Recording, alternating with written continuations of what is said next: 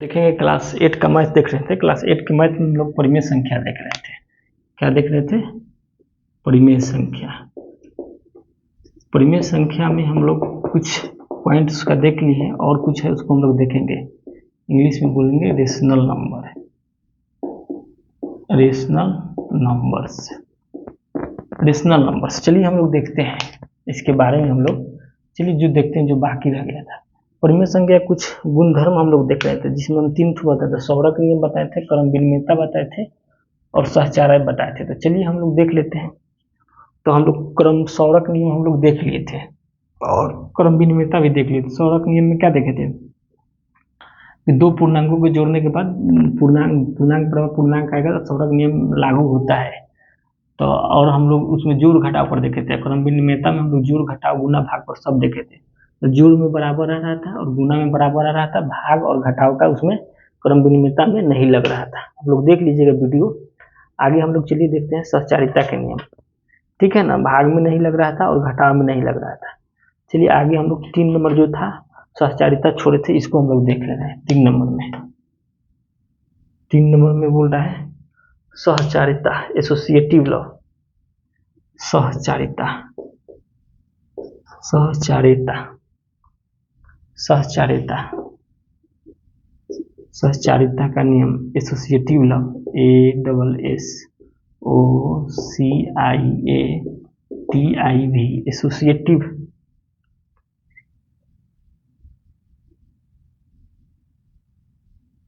Associative law, associative law. चलिए associative law क्या होता है कि आपको कोई 3 ठो संख्या दिया रहेगा, जिसमें A, B और C दिया रहेगा। इसको क्या करना है कि आप लोग को सबसे पहले इसको क्या कर सकते हैं, इसको लिखेंगे।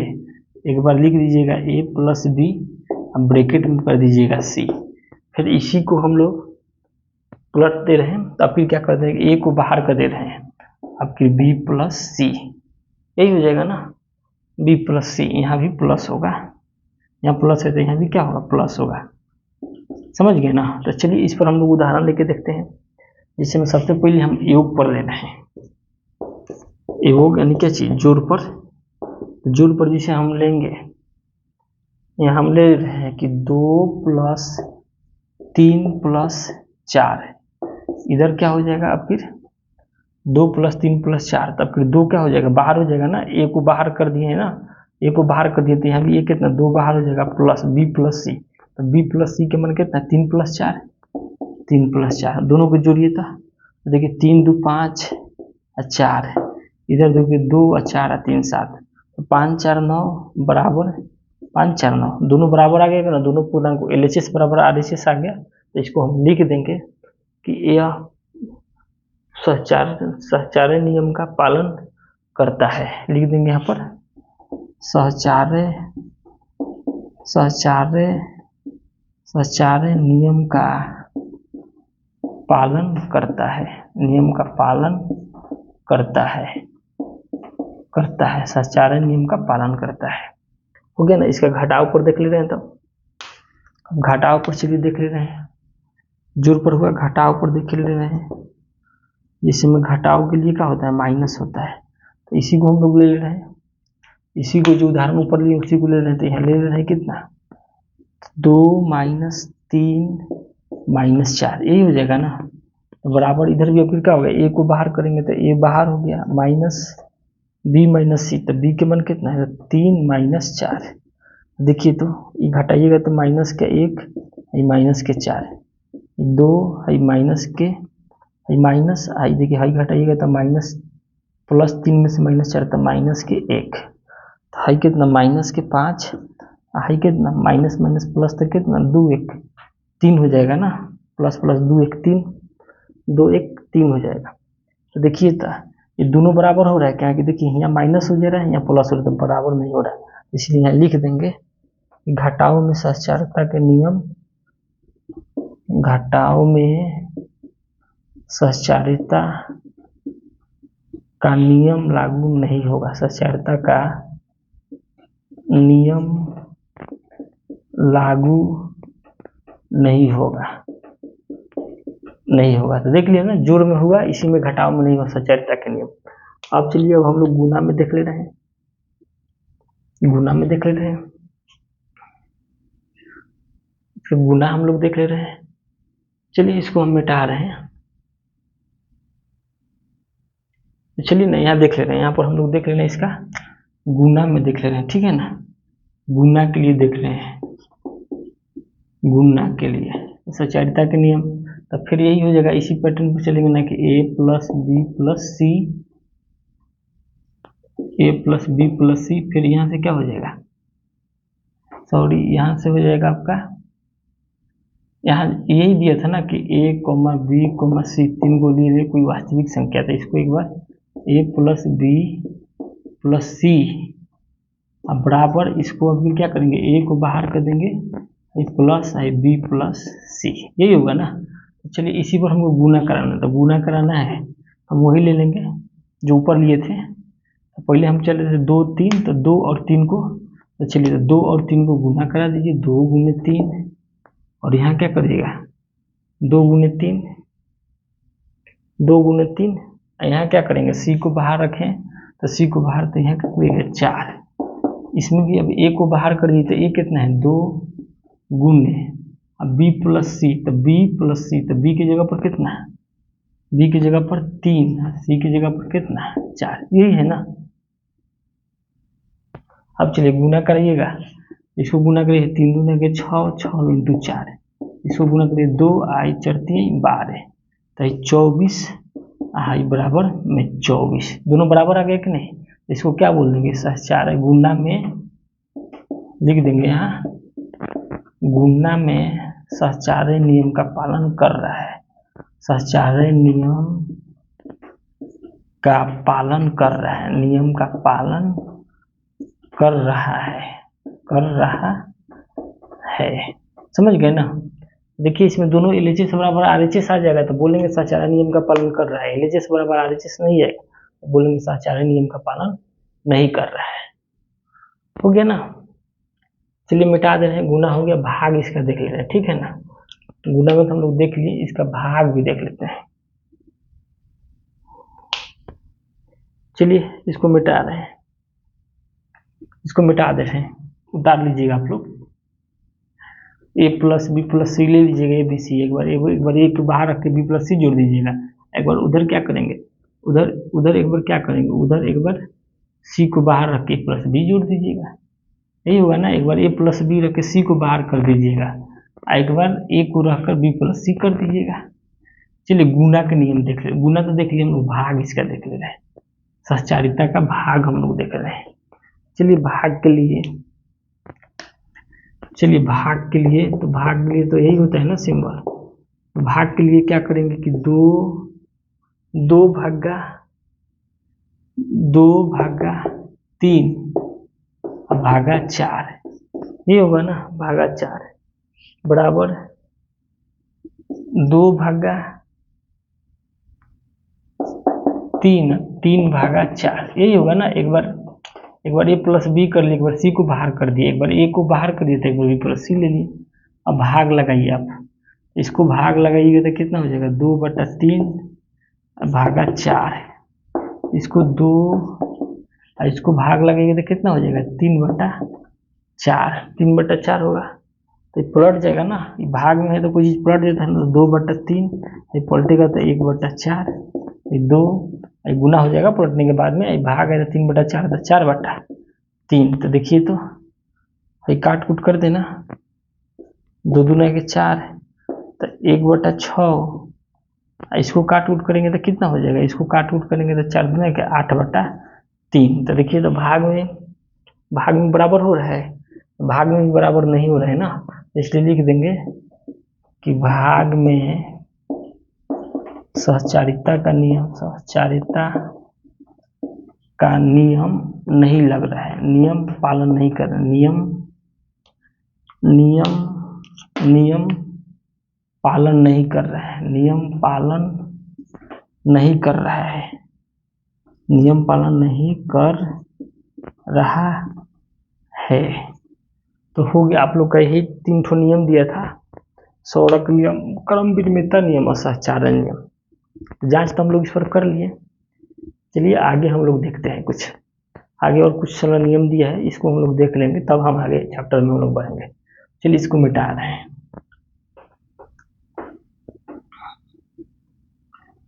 इसको मिटा रहे हैं।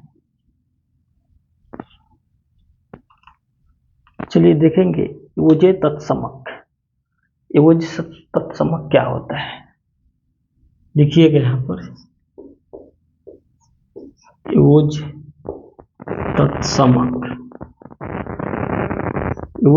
एवोज तत्समक यानी एडिएटिव आइडेंटिटी। Additive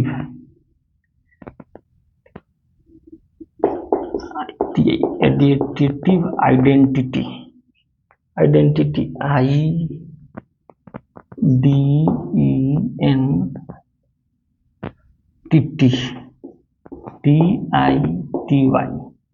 identity. चलिए इसका परिभाषा हम लोग लिखेंगे कि जब किसी परिमेय संख्या में शून्य जोड़ा जाता है, लिख लीजिए यहाँ परिभाषा इसका लिखेंगे। चलिए यहाँ से लिखेंगे, इधर से लिख देने, इधर से लिख रहे हैं, ठीक है ना। इसको यहाँ से परिभाषा इसका लिख रहे हैं कि जब किसी परिमेय संख्या में, जब किसी परिमेय संख्या में शून्य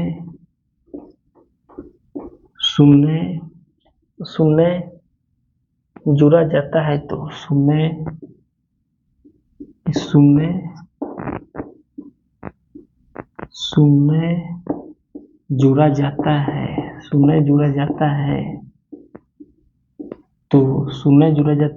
शून्य जुड़ा जाता है तो योगफल फिर से वही प्राप्त होता है। शून्य जुड़ा जाता है तो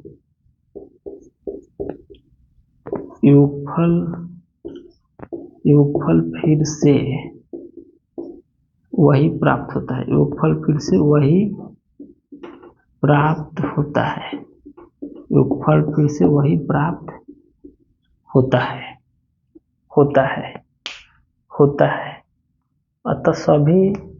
अतः सभी संख्याओं के लिए शून्य एक एवोज तत्समक है।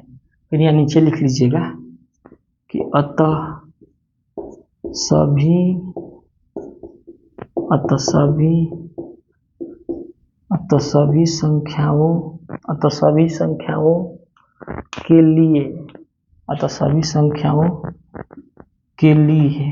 संख्याओं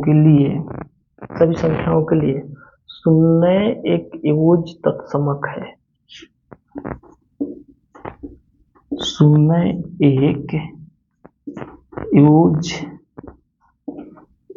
तत्समक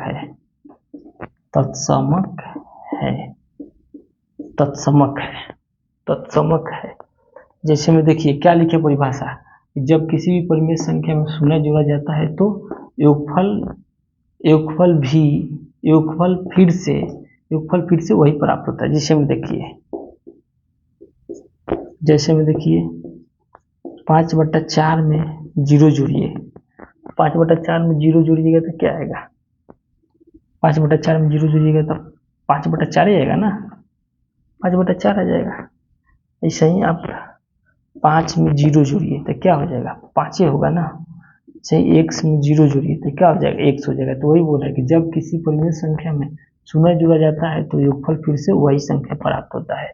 अतः सभी संख्याओं के लिए शून्य क्या है, जब किसी संख्या में जुड़ा जाएगा उसमें सभी संख्याओं के लिए शून्य क्या होगा, एवोज तत्समक है। इसको नोट कर लीजिए, एवोज तत्समक है। मान के चलिए हम -2 में भी 0 जोड़िएगा तो क्या हो जाएगा, -2 ही होगा। इसको आप लोग नोट कर लीजिए। आगे हम लोग देखते हैं एवोज तत्समक के बाद में जो नियम दिया है उसको देखेंगे। एवोज तत्समक के बाद देखेंगे, इसको हम लोग नोट कर लीजिए। एवोज तत्समक, चलिए एवोज तत्समक हो गया ना। अब देख लेना हम लोग गुना, इसका देख रहे हैं, दे रहा है गुणात्मक तत्समक। चलिए मिटा रहे हैं इसको। तो वीडियो को स्टॉप करके लिख लीजिएगा इसको, टाइम बहुत लग रहा है ना। चलिए देख रहे हैं गुणात्मक तत्समक। गुणात्मक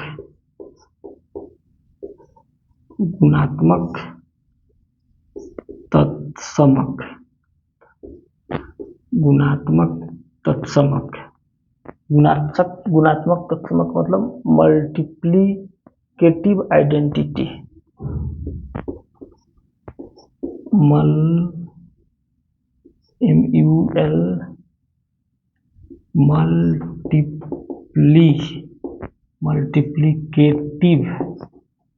मल्टीप्लिकेटिव आइडेंटिटी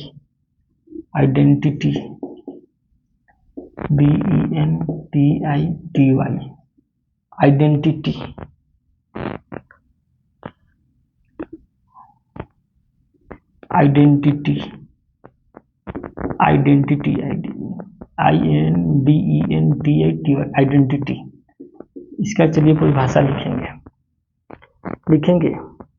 कि जब किसी संख्या में एक से गुना किया जाता है, लिखेंगे यहाँ से इसका परिभाषा कि जब किसी संख्या में एक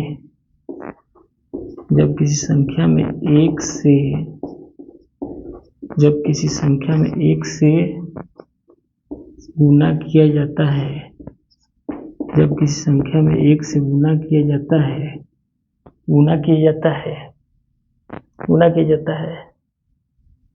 जाता है तो गुणनफल फिर से वही प्राप्त होता है। गुना किया जाता है तो गुणनफल फिर से वही प्राप्त होता है। फिर से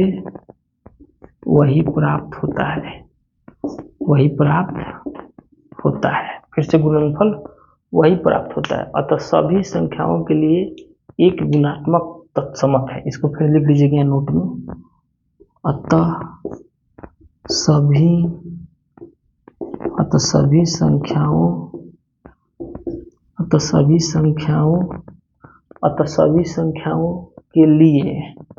सभी संख्याओं के लिए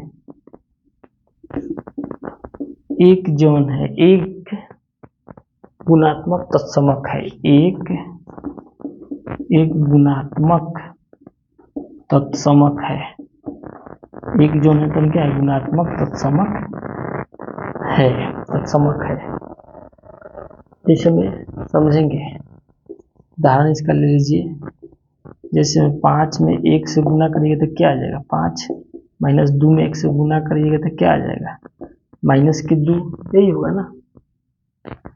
जैसे में 4 में 3 में 1 से गुना करिएगा तो क्या हो जाएगा? 3 होगा ना। तो यही आपका क्या होगा? गुणात्मक तत्समक हो गया। इसका परिभाषा लिख दीजिए कि जब किसी संख्या में 1 से गुना किया जाता है तो गुणनफल फिर से वही प्राप्त होता है। अतः सभी संख्याओं के लिए एक जो है वो क्या है? गुणात्मक तत्समक है। और 0 है जो सभी संख्याओं के लिए क्या है? 0 जो है वो सभी संख्याओं के लिए क्या है? एवोज तत्समक है। इसको याद रखिएगा, नोट कर लीजिए। आगे हम लोग देखते हैं। इसको नोट कर लीजिए। इसको नोट कर लीजिएगा। चलिए एवोज तत्समक देख लीजिए, एवोज तत्समक देख लिए, गुणात्मक तत्समक देख लिए। अब हम लोग देखेंगे एवोज प्रतिलोम क्या होता है। चलिए मिटा रहे हैं इसको। एवोज प्रतिलोम क्या होता है? एवोज प्रतिलोम चलिए लिखेंगे यहाँ पर एवोज प्रतिलोम। एवोज प्रतिलोम इंग्लिश में इसको बोलते हैं additive inverse. Additive inverse INVERSE inverse. चलिए इसका परिभाषा लिखेंगे। जब दो संख्याओं का योग शून्य हो तो, लिखिए इसका परिभाषा।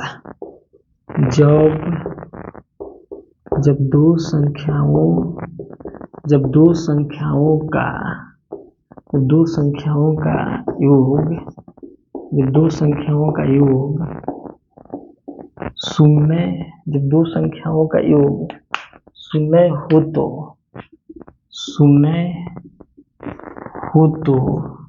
हो तो वे दोनों संख्याएं एक दूसरे का शून्य हो तो वे दोनों संख्याएं एक दूसरे को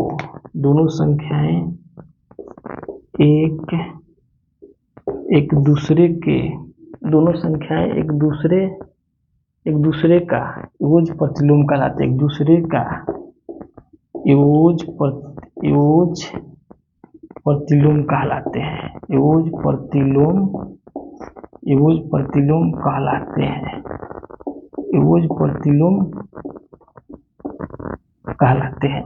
प्रतिलोम कहलाते हैं। जैसे में देखिए, जैसे में योज प्रतिलोम समझेंगे। जैसे में 2 दिए, 2 का योज प्रतिलोम, जैसे 2 का योज प्रतिलोम, तो 2 का योज प्रतिलोम कितना हो जाएगा? 2 का योग, यही बोल रहे हैं, जब दो संख्याओं का योग शून्य हो तो 2 का योग प्रतिलोम कितना होगा? और 2 का योग प्रतिलोम आपका हो जाएगा कितना? -2। कितना हो जाएगा? -2। अभी दोनों को जोड़ दीजिए तो 2 और प्लस आई -2, तो देखिए तो 0 हो गया कि नहीं? तो इसका कहने का मतलब जो भी संख्या देगा उसका उल्टा लेंगे। तो 2 का योग प्रतिलोम -2। ऐसे ही 3 का योग प्रतिलोम लेना हुआ था। 3 का योग प्रतिलोम कितना? -3। ऐसे ही 4 का योग प्रतिलोम कितना? -4। तो समझ रहे हैं ना कि जिसका पूछेगा उसका योग प्रतिलोम उसका उल्टा होता है। जिसमें पूछ देगा कि -3 का योग प्रतिलोम तो +3 हो जाएगा। समझ रहे हैं ना? जिसमें x का योग प्रतिलोम तो -x हो जाएगा। तो यही योग प्रतिलोम होता है। योग प्रतिलोम का मतलब क्या है कि उसका उल्टा लेते हैं। माइनस वाला रहेगा तो प्लस में, प्लस वाला रहेगा तो माइनस में। तो यही होता है योग प्रतिलोम। परिभाषा में भी लिखा है जब दो संख्याओं का योग शून्य हो तो दोनों संख्याओं के योग प्रतिलोम। कभी भी शून्य होना चाहिए, जैसे 3 और 3 का योग प्रतिलोम -3, तो प्लस में यहाँ -3 कर दिए। तो देखिए तो जोड़ खराब करेंगे तो 0 हो गया कि नहीं? यही बोल रहे जब दो संख्याओं का योग शून्य हो तो दोनों संख्याओं एक दूसरे का योग प्रतिलोम कहलाते हैं। नोट कर लीजिए। आगे देख ले रहे हैं, अब हम लोग गुणात्मक प्रतिलोम देख लेंगे क्या होता है। चलिए गुणात्मक प्रतिलोम देख लेते हैं। गुणात्मक प्रतिलोम, चलिए मिटा रहे हैं, इसको देख लेते हैं। इसको मिटा दे रहे हैं। हम लोग क्या क्या देखे? हम लोग योग तत्समक देखे, योग गुणात्मक देखे और योग प्रतिलोम देखे। 3 चीज देख लिए। योग प्रतिलोम भी देख लिए और गुणात्मक तत्समक भी देख लिए, और योग तत्समक, गुणात्मक तत्समक और योग प्रतिलोम। अब देखेंगे गुणात्मक प्रतिलोम। चलिए मैं लिख रहे हैं गुणात्मक प्रतिलोम। गुणात्मक प्रतिलोम, गुणात्मक प्रतिलोम। तो गुणात्मक प्रतिलोम को इंग्लिश में बोलेंगे मल्टीप्लिकेटिव इनवर्स। इसको बोलते हैं मल्टीप्लिकेटिव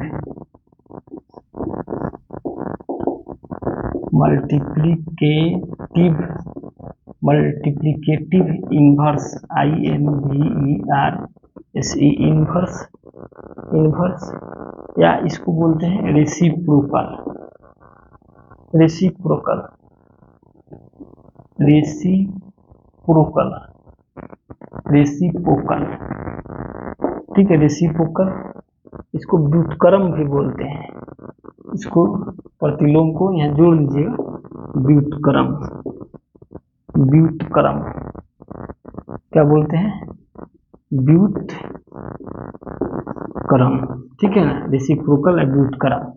चलिए इसका परिभाषा लिखेंगे। जब दो संख्याओं का गुणनफल 1 हो, लिखेंगे परिभाषा इसका गुणात्मक प्रतिलोम के। जब दो संख्याओं का गुणनफल 1 हो, जब दो संख्याओं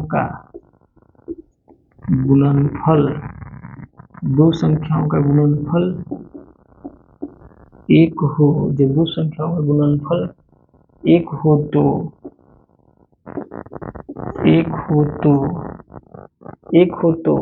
वे दोनों संख्याएं एक दूसरे के व्युत्क्रम एक हो तो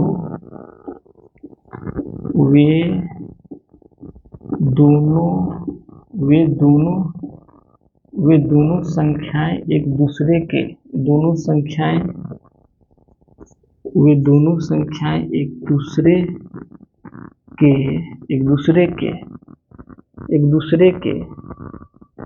व्युत्क्रम या गुणात्मक प्रतिलोम कहते हैं। एक दूसरे की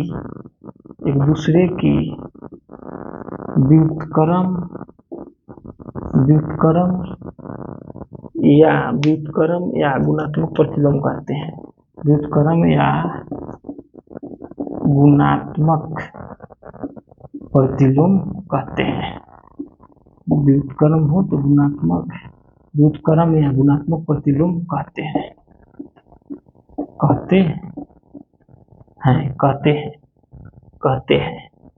अब जैसे मैं पूछेगा आपसे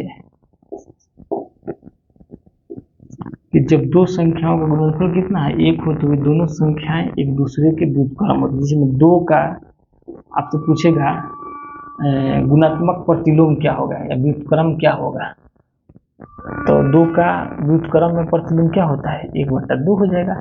लेकिन इसका गुना कितना होना चाहिए 1 होना चाहिए। तो 2 में 1/2 से काट कर देखिए तो 1 आ जाएगा कि नहीं, तो ही इसका 1 होगा। जैसे 3 का पूछेगा गुणात्मक प्रतिलोम तो 1/3 हो जाएगा, काटिएगा तो 1 आ जाएगा। चाहिए आपसे पूछेगा 1/2 का गुणात्मक प्रतिलोम तो 2 हो जाएगा। फिर पूछेगा -3 का गुणात्मक प्रतिलोम तो इधर क्या हो जाएगा -1/3 हो जाएगा। तो यही होता है गुणात्मक प्रतिलोम, नोट कर लीजिए। तो हम लोग देख लिए एवोज तत्समक देख लिए, गुणात्मक तत्समक देख लिए, एवोज प्रतिलोम देख लिए और गुणात्मक प्रतिलोम भी देख लिए। ये कुछ नियम है, आप लोग आगे बुक में फर्स्ट चैप्टर जब पढ़ेंगे ना तो उसमें इसका जरूरत पड़ेगा, इसलिए इसको आप लोग क्लियर रखिएगा। चलिए इसको मिटा दे रहे हैं, ठीक है, चलिए मिटा दे रहे हैं। कल से हम लोग अब मिलेंगे एक्सरसाइज 1 में, जो हम लोग का चैप्टर है ना एक्सरसाइज 1, उसको हम लोग कल लेकर आएंगे उसका वीडियो। सब जितना हम नियम बताए उतना आप लोग याद रखिएगा और हमारे चैनल को जरूर सब्सक्राइब करिए। सिंघल ऑनलाइन क्लासेस वीडियो बनाने में बहुत मेहनत हो रहा है, ठीक है ना। क्लास 8, 9 और 10 सभी क्लास के वीडियो अपलोड कर रहे हैं, आप लोग जाके देख सकते हैं, ठीक है। चलिए वीडियो को यहीं पर स्टॉप करते हैं, फिर मिलते हैं कल के वीडियो में आप लोग से।